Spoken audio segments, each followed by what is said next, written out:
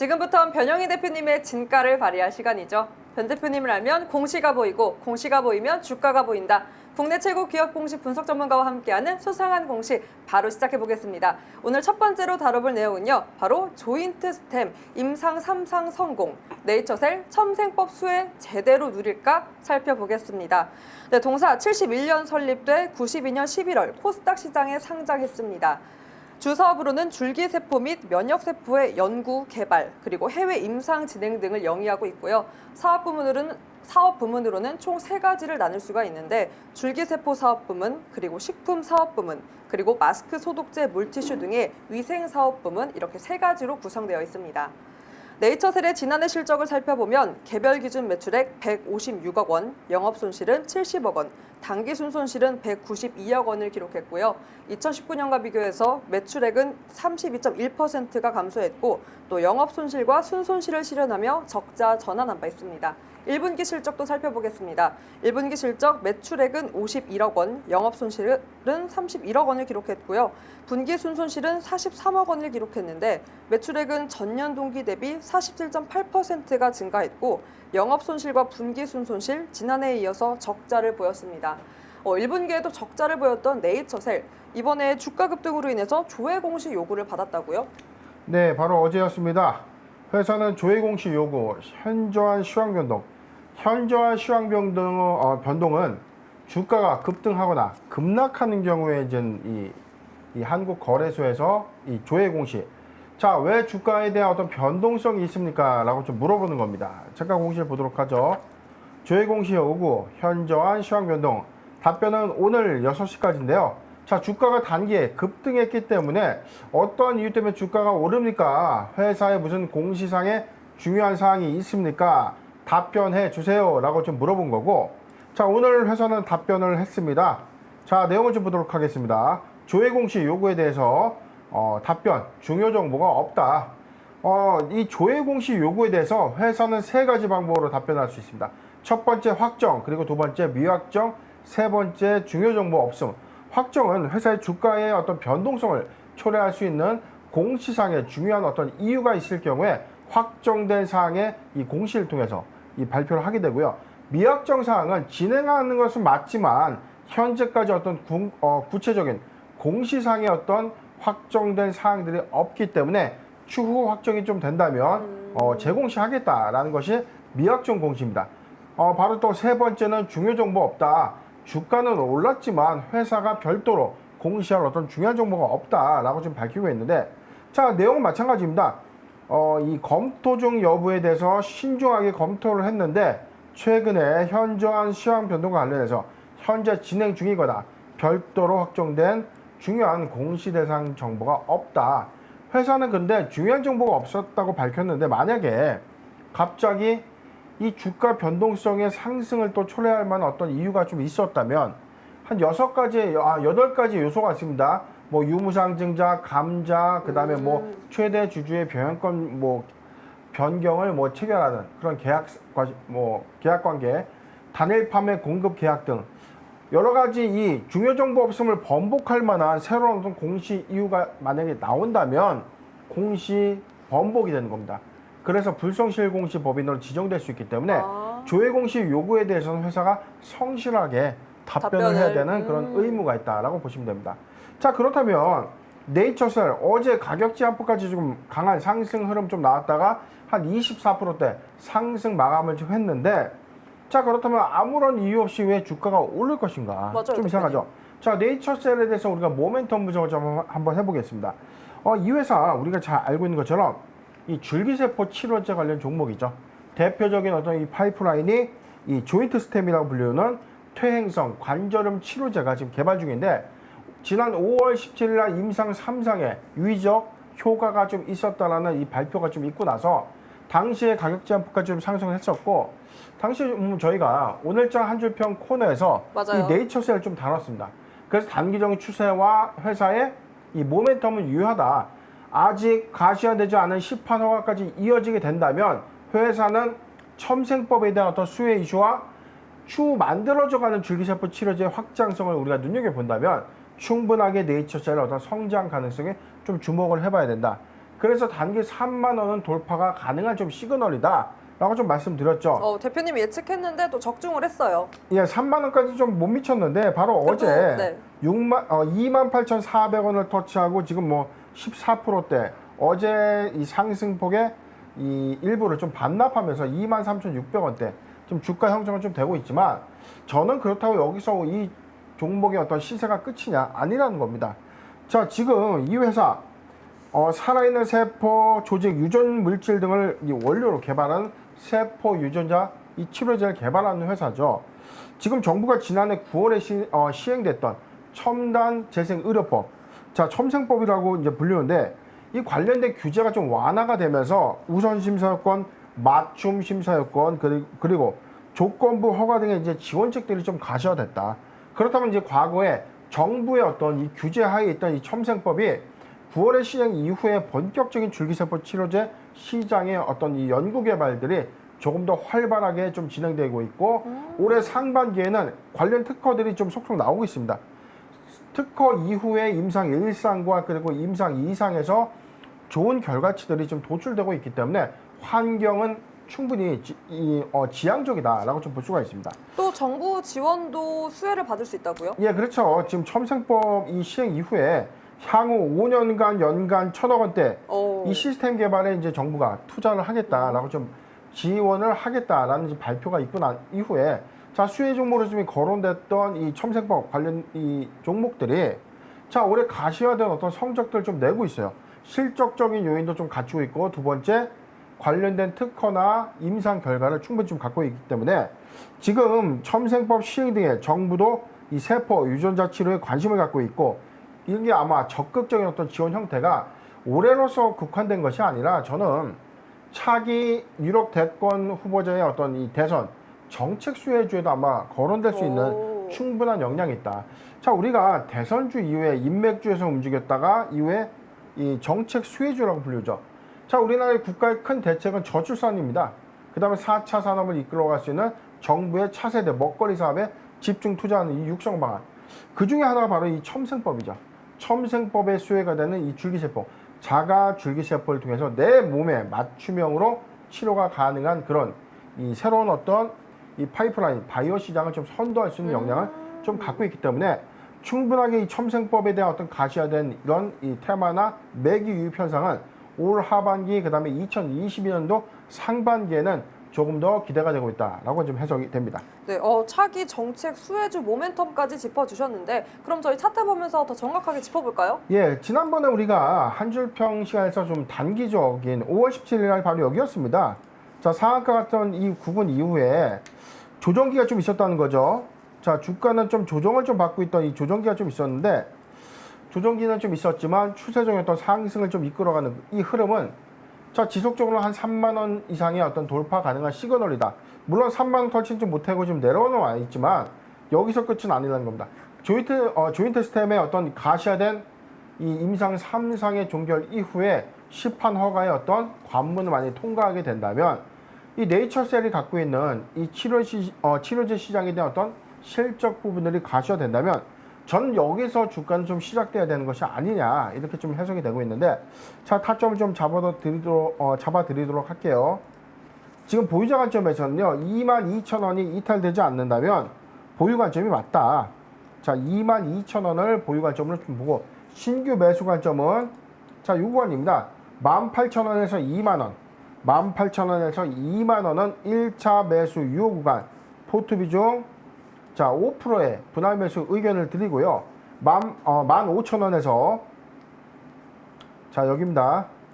15,000원에서 18,000원 구간은 15,000원에서 18,000원 구간은 적극적 매수 구간으로 포트 비중 10%의 분할 매수 의견을 드리겠습니다. 네. 조인트 스템의 임상 3상 성공과 또 첨생법 수혜로 기대감 받고 있는 네이처셀 저희 살펴봤습니다. 타점 다시 정리해드리겠습니다. 보유자분들 같은 경우에는 22,000원 이탈하지 않는다면 계속 보유하시고 신규 진입 노리시는 분들은 매수 구간 타점 18,000원에서 2만원 1차 매수 유효 구간으로 포트 비중은 5% 분할 매수해가는 전략 제시해 주셨습니다. 그리고 15,000원 선에서 18,000원 적극적 매수 구간으로 포트 비중은 10% 분할 매수해가는 전략 제시해 주셨습니다. 저희 그럼 계속해서 두 번째 내용 살펴보겠습니다. 살펴보겠습니다. 두 번째 내용 바로 5G 통신 장비 수혜 서진 시스템 사상 최대 실적 달성 기대 살펴보겠습니다. 네, 동사 2007년 10월 설립되어 2017년 3월에 코스닥 시장에 상장했습니다. 주 사업으로는 금속 가공 기술 그리고 시스템 설계 역량을 바탕으로 각종 통신 장비 그리고 핸드폰, 반도체 장비 등의 제조 판매를 영위하고 있고요. 종속회사를 생산 거점으로 해서 베트남 공장 그리고 설비 투자로 자동차 및 전기자동차 부품을 일부 양산하고 있으며 추가적으로는 개발 및 양산을 진행하고 있습니다. 지난해 실적을 살펴보면 연결 기준으로 매출액 3,218억 원, 영업이익은 49억 원, 당기순손실은 58억 원을 기록했고요. 이는 2019년과 비교해서 매출은 17.9%, 영업이익은 90.9%가 감소했으며 당기순손실을 실현하며 적자 전환한 바 있습니다. 회사 측은 코로나19 확산에 따른 매출 감소라며 환율 하락에 따른 외화 자산 부채의 환산 손익, 그리고 전환사채 파생 상품 평가 손실이 반영됐다고 밝힌 바가 있었습니다. 계속해서 1분기 실적도 살펴보겠습니다. 1분기 실적 매출액은 1,346억 원, 영업이익은 92억 원을 기록했고요. 분기순이익은 46억 원을 기록했는데 매출액은 전년 동기 대비 76.6%가 증가했고 영업이익은 64.4%가 증가했습니다. 그러나 분기순이익은 전년 동기 대비 20.7% 감소하는 모습을 보여줬는데요. 네, 5G와 전기차 등 전방 사업 다각화로 꾸준한 성장 그리고 실적 보여준 서진 시스템 바로 어제였습니다. 발행 주식의 3.8%에 해당되는 전환 청구 행사가 있었죠. 네, 그렇습니다. 바로 어제 공시였죠. 서진 시스템 전환 청구권 행사가 있었는데 잠깐 공시를 보도록 할게요. 네. 지금 현재 발행 주식 총수는 1,810만 주인데 무려 3.8%에 해당되는 68만 9,655주의 전환 청구권 행사가 있었습니다. 청구 금액은요, 권면 기준에 200억 원이고 전환가액은 2만 9천 원이다. 상장 예정일은 7월 6일인데 자, 그렇다면 지금 이 전환가액 2만 9천 원에 이 3.8%에 해당되는 이 전환사채가 지금 시장에 풀린다는 것이죠. 자, 지금 서진 시스템의 지금 현재가가 44,450원이라고 했을 때 지금 2만 9천 원이라는 이 전환 청구가 시장에 많이 유통이 된다면 충분하게 시세 차익을 좀 볼 수 있는 구간이다. 그렇게 좀 해석이 되는데 물론 이 시세 차익의 어떤 폭이 2배 이상 해당되는 막대한 금액은 아니지만 어쨌든 전환사채가 시장에 풀림으로써 이 주가 가치의 희석 가치 요인을 좀 그 위험성을 좀 내포하고 있다라고 좀 분석이 되는 대목입니다. 그래도 대표님 그 밖에도 이 서진 시스템 모멘텀을 살펴볼 수 있을까요? 사업적으로는 또 많이 그렇죠. 다각화했는데 지난번에 우리가 올라에서 5G 관련 종목들 우리가 좀 다뤄봤었죠. 그쵸? 한번. 그래서 5G의 투자 확대에 따라서 제일 먼저 우리가 눈여겨볼 포인트 중에 하나가 바로 장비주였죠. 5G의 장비주였죠. 자, 이 대표적인 5G의 장비주 서진 시스템인데 자, 이 회사는 아까 우리 앵커님께서 말씀하신 대로 5G의 통신 장비주 플러스 전기 자동차의 이 전장 부품 관련된 사업까지 같은 모멘텀을 좀 갖고 있습니다. 지금 2020년도에 이 사업 실적은 다소 좀 부진했죠. 지난 실적은 매출액이 17.9% 그리고 영업이익이 90.9%가 좀 감소했는데 올 1분기에는 이 매출액이 76.6%가 좀 증가했고 영업이익이 64.3%가 좀 증가하면서 사상 최대의 좀 실적을 좀 예고하고 있는 겁니다. 자, 그런데 당기순이익의 폭이 20.7%가 좀 감소하면서 이 수익성 측면에 어떤 의구심이 좀 있지만 자, 이렇게 보셔야 됩니다. 선행돼서 이 R&D 개발이 투입됐던 이 서진 시스템이 지금 다른 매출 부분에서는 이 호조를 좀 보이고 있는데 유독 5G 통신 관련 장비주에서 큰 어떤 이 이익 부분에 대한 실적 개선이 좀 없었다는 거다. 자, 그 정확한 요인 중에 하나가 지난 우리가 올라에서 말씀드렸습니다. 왜 그렇다면 5G의 어떤 투자 확대, 작년에 7조 9천억 원의 삼성전자가 버라이즌사로부터 이 막대한 수주 계획을 땄는데 왜 이게 가시화된 어떤 영향으로 이 장비주의 어떤 이 주가가 좀 더딘가, 실적적인 요인이 좀 더디었는가라는 관점인데 자, 다름이 아닌 코로나19의 이 팬데믹 확산으로 인해서 맞아요. 투자가 계속 지연되는 지연됐죠. 겁니다. 그리고 이 사업 자체가 조금 계속 이연돼 가고 있는 흐름. 자, 근데 언제까지 이걸 이연할 것인가? 자, 지금 6G의 또 차세대 이동통신까지 또 개발이 또 완료되는 그런 흐름까지 좀 나오고 있습니다. 그렇다면 이게 진작에 자, 올해는 이게 좀 전국망 전 세계적으로 이 5G의 어떤 보급이 조금 많이 늘어났어야 되는데 맞아요. 오히려 생각보다 출시한 우리가 한 3년 전이라고 봐야 되겠죠. 제 생각에는 한 2018년도로 2019년도 초로 좀 기억을 하는데 2년 전 수준의 우리가 2018년도 하반기, 즉 연말부터 우리가 본다고 하면 거의 한 2년 반 정도의 어떤 이 시간 동안 5G의 어떤 이 보급, 이 확대가, 이 서비스망의 확대는 조금 지연되고 있다라는 흐름인데, 자, 근데 이 부분에 대해서 이 하반기부터는 이 5G 통신 관련 장비주의 이 본격적인 어떤 실적 개선이 좀 뚜렷할 것이다.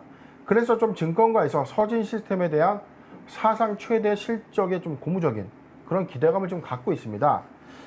여기서 지금 미중 갈등이 좀 지속되면서 미국에서는 화웨이라든가 중국산 통신 장비를 좀 배제하고 있죠. 그렇기 때문에 반사 수혜가 예상되는 국내 통신 관련 장비주의 이 도약이 올해 좀 가셔야 될 전망인데, 그렇죠. 자, 여기서 끝나는 것이 아니라 이 공장을 베트남이나 이 동남아시아 시장에서도 좀 확대하고 있는 추세에서 서진 시스템은 이 베트남에 또 공장이 있습니다. 자, 그렇기 때문에 이런 부분들에 대한 어떤 수혜는 충분하다. 즉 생산 공정을 좀 완벽하고 이에 따른 가시화될 수혜는 전망적으로 우리가 작년부터 그러네요. 좀 노래를 불렀는데 사실 올 상반기에도 조금 이 저조한 흐름이었다는 거죠. 그런데 하반기부터는 조금 더 본격화될 것이다. 자, 이게 바로 서진 시스템의 상승 모멘텀이 될 것이다 라고 우리가 참고하시면 좋겠고, 그렇다면 지금 이러한 모멘텀인데도 불구하고 발행 주식의 3.8%에 해당되는 이 지분이 시장에 풀렸을 때 단기적인 어떤 시세 차익에 대한 주가 가치 희석은 좀 불가피합니다. 그렇지만 이걸 반대의 어떤 급부 상황에서 주가가 좀 하락해 준다면 오히려 매수의 매수 기회를 좀 기회다. 봐야 된다. 오. 이렇게 좀 판단하고 있습니다. 그럼 대표님 차트 보면서 정확하게 포인트 좀 잡아볼까요? 자, 차트 잠깐 보도록 하겠습니다. 네. 지금 서진 시스템 작년 일봉상의 어떤 저점의 영역대는요.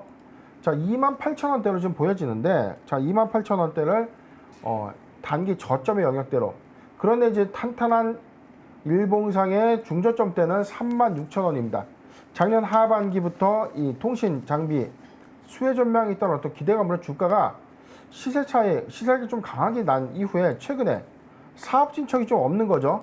사업 진척이 없다 보니까 조정을 받고 있는 흐름입니다. 그런데 상반기에 우리가 뭘 얘기합니까? 자, 지속적으로 5G 업황은 개선될 것이다라는 전망들이 좀 나오고 있기 때문에 기대감은 좀 충족했지만 오히려 주가의 어떤 상승폭을 좀 더 둔화했던 그런 흐름이 좀 있었다. 그런데 계속 이렇게 갈 것은 아니고 지금은 추세적으로 조금 추세 전환을 통해서 충분하게 지금은 실적적인 요인의 어떤 기대감이 반영되는 흐름이다. 즉 지금은 단기적인 어떤 조정 이후에 추세 전환, 즉 상승의 어떤 무게감을 좀 더 실어가고 있는 어떤 이 시그널을 좀 보여주고 있습니다. 자, 타점 부분에서는요. 자, 지금 헷갈리니까 좀 닿죠. 이 부분을 좀 제외하고요. 자, 추세 부분입니다. 매수하기 좋은 구간은 37,000원에서 41,000원입니다. 37,000원에서 41,000원 구간은 적극적 매수 구간으로 포트 비중 10%의 분할 매수 의견을 좀 드리고요. 단기적으로 좀 모아가는 이 구간은요.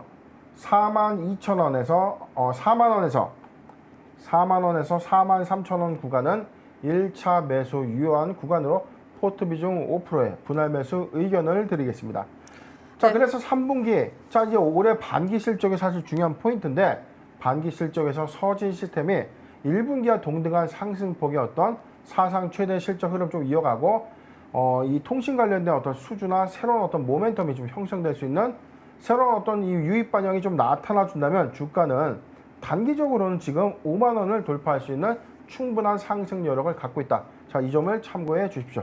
네, 오늘 또 예견을 해주셨는데요. 저희 5G 통신 장비 수혜로 사상 최대 실적 달성 코앞에 둔 서진 시스템 함께 살펴봤습니다. 네, 지금이 매수 기회다. 그리고 5만 원 돌파, 상승 여력 충분하다라고 예견 또 해주셨는데요. 타점 다시 정리해드리겠습니다. 네, 단기적으로 모아가는 전략 4만 원에서 4만 3천 원 1차 매수 유효 구간으로 포트 비중은 5% 분할 매수해 가는 전략 제시해 주셨습니다. 그리고 3만 7천 원, 4만 1천 원까지는 적극적 매수 유효 구간으로 포트 비중은 10% 분할 매수해 가는 전략 제시해 주셨습니다. 그럼 저희 계속해서 마지막 내용 살펴보겠습니다. 마지막 내용, 메디톡스, 이온 바이오파마와 합의, 미국 사업 순항할까 살펴볼 텐데요. 네, 메디톡스 2000년 5월 설립되어 2009년 1월에 코스닥 시장에 상장한 회사입니다.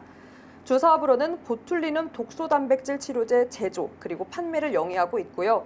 얼굴 피부의 주름 완화 성분인 보툴리눔 톡신 제제 의약품을 제조하고 있으며 주력 제품 브랜드로는 메디톡신입니다.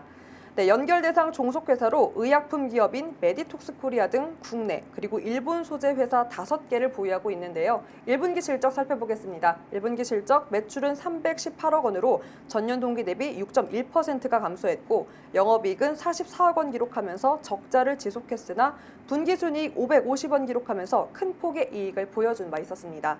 네, 메디톡스 그동안 소가리를 해왔던 이 대웅제약과의 지루하고 길었던 소송 드디어 끝이 났다고요? 예, 일단 우리가 이 소송 가기를 좀 앞서서 보기 이전에 네. 자, 메디톡스가 이제 작년 하반기에, 작년 상반기로 좀 기억을 하는데 지금 내용을 보면은 작년 한 8월이네요. 작년 8월경에 식약처로부터 이 메디톡신주 제제의 일부 부분에 대해서 식약처의 이 시판 허가가 이제 취소가 된 사례가 있었습니다. 자, 이유는 중국 시장에 이 톡신 제제 수출에 있어서 어떤 규격 그다음에 어떤 신고 절차를 위반함에 따라서 2개월간 제 기억을 한 3개월간의 영업 정지 처분이 좀 있었고요. 이후에 이 식약처의 어떤 행정 처분 관련된 협의 그래서 3개월짜리가 한 2개월 정도로 올 하반기 그러니까 작년 하반기 겨울 정도에 행정 처분이 좀 모두 완료가 된 이 메디톡스입니다. 근데 이제 이 설상가상으로 이 대웅제약의 나보타와 톡신 제제 어떤 기술 침해 여부에 대해서 미국 ITC에서 좀 제소된 소송 사건이 좀 지루하게 좀 이 사건을 좀 이어갔는데 작년 하반기부터 본격화됐던 이 부분이 ITC에서 이 메디톡스가 일단 승기를 좀 잡으면서 이 나보타 관련된 소송이 지금 한 건 이 미국의 이 대응사죠 에볼루스사와의 어떤 합의를 좀 올해 초에 이제 도출하면서 메디톡스의 어떤 소송 공방은 좀 부분적으로 좀 해소된 것이다. 자, 당시에 로열티 일부와 기술 이전료에 대한 어떤 부과 금액을 좀 받는 조건으로 합의를 좀 도출을 했는데, 자, 근데 최근에 다시 이게 2차전 양상이 좀 있었어요. 이게 바로 뭐냐면 지금 이온바이오라는 미국 그리고 유럽, 캐나다 등의 이제 대웅제약의 나보타를 판매하는 이 파트너사입니다. 이 회사와도 자, 2차전이 또 붙은 겁니다. 그래서 이제 특허 침해 소송에 가서 또 다시 이제 소송 제소가 좀 됐는데 결국에는 또 이 부분도 서로 합의를 했다. 그래서 지금 메디톡스는 에볼루스 그리고 이온바이오와도 합의를 하면서 미국 내에서 대웅제약의 보툴리눔 이 톡신 제제에 대해서 유통권을 보유한 두 회사의 승계를 잡음으로써 자, 이제 합법적인 어떤 이 로열티나 유통의 일부 수수료 또는 이 보상금을 좀 받는 조건으로 미국 사업을 이제 같이 영위하게 되는 건데 잠깐 공시를 먼저 보도록 할게요. 자, 메디톡스 바로 어제였습니다. 기타 경영사항을 통해서 이 공시 제출을 했는데 내용을 보도록 하겠습니다. 미국 국제무역위원회의 2020년 12월 16일 최종 판결에 따른 라이선스 합의 계약 체결했다. 자, 이온바이오와의 이 합의를 추가로 체결했다는 겁니다. 계약 상대방은 이온바이오 파마입니다. 계약 내용은 이온바이오 파마는 메디톡스가 부여한 라이선스에 대해서 미국과 기타 모든 관련 국가에서 ABS 450 이게 이 대웅제약의 나보타 톡신 제재를 좀 의미하는 거고요. 계속되는 제조 및 상업화 권리를 보유할 것이다. 그리고 이온은 메디톡스의 15년간 라이센스 제품에 대해서 순 매출에 대해서 로열티를 지급하겠다. 이온은 현재 발행된 이온 주식의 20%에 해당되는 보통주를 액면가로 메디톡스에게 발행한다. 그리고 메디톡스는 캘리포니아의 이온에 제기한 영업비밀 이제 도용된 관련 모든 이 청구를 철회하겠다. 자, 합의를 통한 겁니다. 제품에 대해서는 로열티를 받고요. 그 다음에 20%의 액면가 지분까지 좀 봐주면서 이 사건이 좀 일단락이 됐는데, 자, 그렇다면 메디톡스와 대웅제약 두 관점에서 어느 부분이 좋을까요, 앵커님? 일단 대표님 이렇게 합의를 됐으니까 소송 비용에 대해서 절감이 되겠고 또 판매 수수료도 괜찮을 것 같아요. 자, 메디톡스 입장에서는 지금 식약처의 어떤 이 영업정지 처분으로 인해서 작년에 매출 감소 요인이 좀 있었어요. 그런데 올해도 좀 회복되지 않은 이 부분들을 다시 이제 좀 중국 시장의 수출 제재 품목이 좀 늘어나긴 했지만 자, 이런 어떤 경영상의 어떤 위기를 타개하기 위해서 이 대웅제약과의 어떤 소송전에 어떤 필사적으로 좀 대응을 했는데, 결론적으로는 이 메디톡스 입장에서는 소송에 따른 어떤 로열티를 부가적으로 받고요. 그쵸. 그다음에 이 베네핏을 충분하게 좀 받으면서 미국 사업에 대한 어떤 역량을 좀 확장해 나갈 수 있는 어떤 좋은 시너지가 좀 있었고, 자, 대웅제약의 입장에서는 사실 이 지루한 소송 공방이 좀 끝났다는 겁니다. 이에 따라서 관련된 모든 법무 비용들이 비용화가 되면 영업손익 부분에 영향을 좀 주게 되기 때문에 소송 비용의 어떤 절감, 그다음에 로열티에 대한 어떤 지급 때문에 뭐 원가율에 대한 영업이익의 마진폭은 좀 감소하겠지만 안정적인 어떤 그래도 실적 부분 좀 이어갈 수 있다.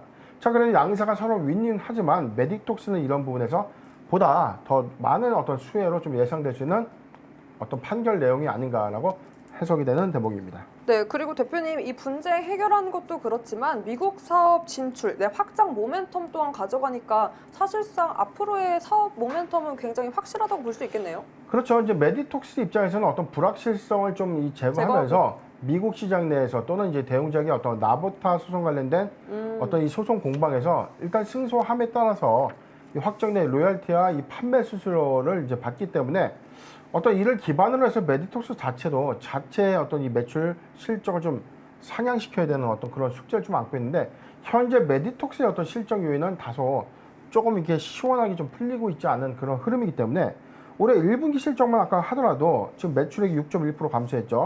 그리고 영업이익의 44억 원의 이 적자 흐름을 좀 가져가고 있다.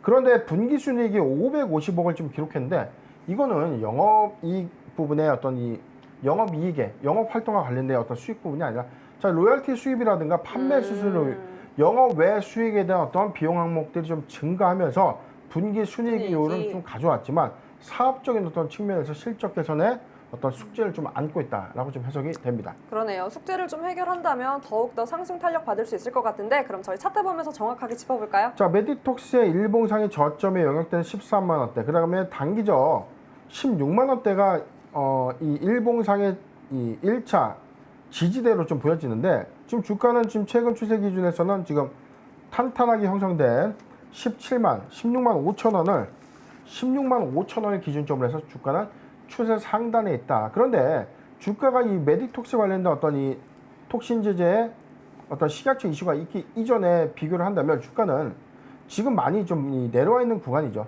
자, 일단은 낙폭 구간에 대해서 작년에 이 악재 반영은 모두 이제 끝났는데, 자, 여기죠. 악재 반영은 모두 끝났고, 이후에 이 대웅제약과의 어떤 소송 공방 이후에 회복세는 좀 가져가고 있지만 메디톡스 자체의 어떤 사업 역량이 좀 실적적으로 회복되는 그런 흐름은 좀 없었다라는 이 평이죠.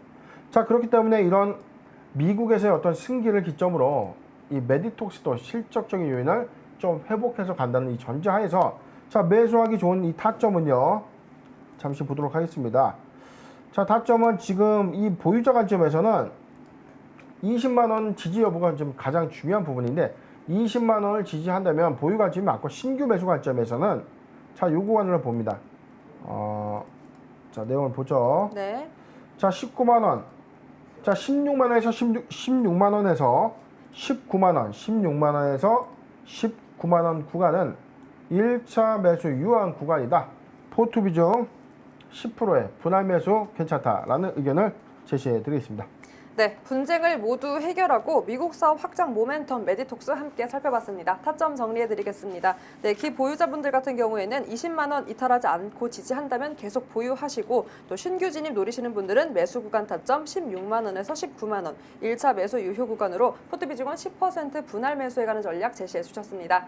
저희 수상한 공시 여기서 마무리를 하도록 하고요. 현재 시간 3시 39분을 지나고 있습니다. 벌써 장이 마감되었을 텐데요. 오늘은 이염재 아나운서 연결해서 자세한 장 마감 상황 짚어보도록 하겠습니다.